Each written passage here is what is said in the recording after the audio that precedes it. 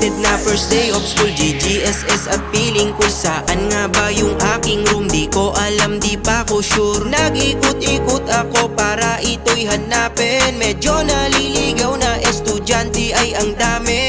Biglang mayroong lumapit sa'kin na babae. Di ko ganong pansin at rinig kanyang sinasabi. Dahil ako'y bising naghahanap sa paligid. Nung kinalabit niya ako, dun lang ako napatitig. At nagkatinginan, di napigilan na maibigan.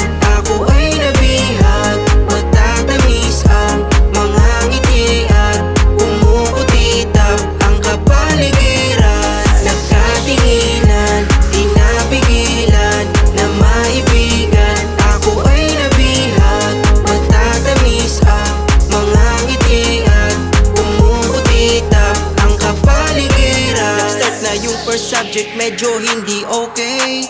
Naaalala ko babae dun sa hallway. Maladyosa na ganda, talaga natataas yung heart rate. May pinapakilala na pala si ma'am na bagong classmate. Nung una ay di ko pa napapansin.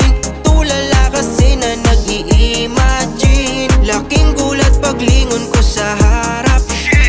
Kaklase ko pala ang aking future baby. Nagkatinginan, di napigilan na maibigan. Ako ay nabihag, matatamis ang mga ngiti at umukutitap ang kapaligiran. Nagkatinginan, di napigilan na maibigan.